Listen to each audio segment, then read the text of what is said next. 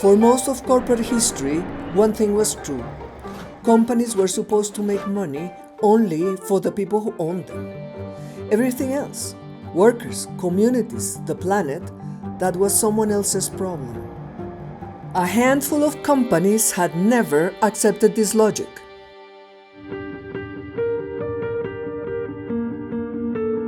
For any social movement is that the relationships that have held it together since the beginning are able to hold. Which is where the power of the community comes in, because it was having companies show up where there was an actual business constituency saying, I can't do what I want to do under existing law without creating extra risk. So I need a distinct corporate structure that gives me that legal protection. Yeah. And that was persuasive. Yeah. I remember handing you an early draft of a document that was beginning to articulate this. And you spun around and you read it, and maybe 45 minutes later you turned it back. And do you remember anything about that? Like first? Yeah, most importantly, I remember choosing not to sit next to you because I just wanted to have a peaceful airplane ride. Exactly right. Proposing a different definition of business was one thing. Proving it could work was quite another. So when 81 pioneers signed the Declaration of Interdependence in 2007, they weren't just making a statement.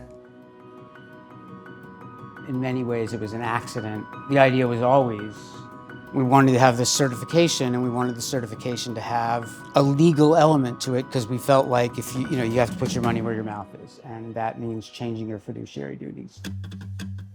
Fair trade, FSC, organic, and other certifications, they could measure pieces, but no one had gone all the way and measured a business holistically, with independent verification, with accountability built into its legal DNA. Some entrepreneurs saw exactly that possibility. That moment was like this seismic shift, when all of a sudden we went from being like, hey, that's kind of cute, to being like, wait, I'm sorry, did you say Delaware passed benefit corp legislation? That's incredible. And I think today there are 42 states that have some version of that benefit corp legislation. By 2011, many people in Latin America were interested in a new type of business where social and environmental impact was just as significant as financial success. We heard about what B Lab was doing in the US. So one day, they get a call from 4 unknown people in Latin America. Guys, what you create is amazing. We should meet. Next thing you know, we are all meeting in New York City. In the first 2 hours, we became the 7 best friends ever, and we have been working together since.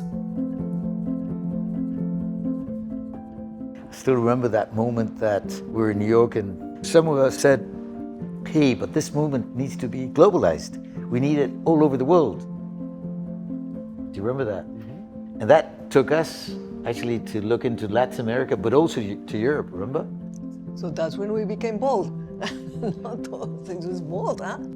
Sistema B really developed organically, with the joint effort of business leaders, investors, academics, lawyers.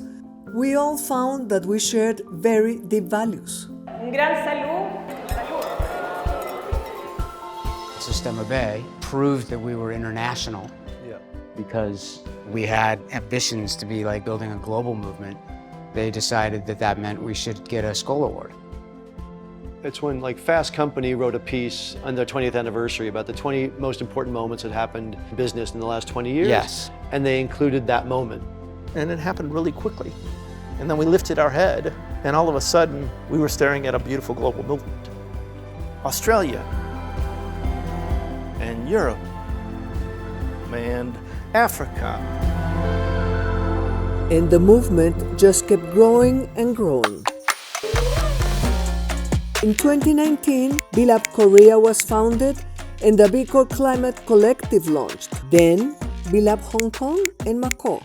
In 2021, the Better Business Act launched in the UK, and B Lab China and Southeast Asia were founded. Rwanda adopted the first benefit corporation legislation in Africa. At that point, we were looking at 5,000 B Corp certified globally.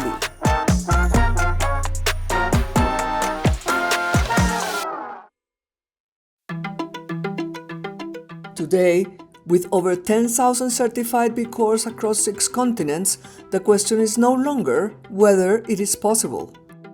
And I think the great challenge for us as we become bigger and more global, we need to care for each other in a way that ensures that the movement continues to have deep spiritual strength and start to see ourselves as organizers. The B Corp movement is more important than it's ever been.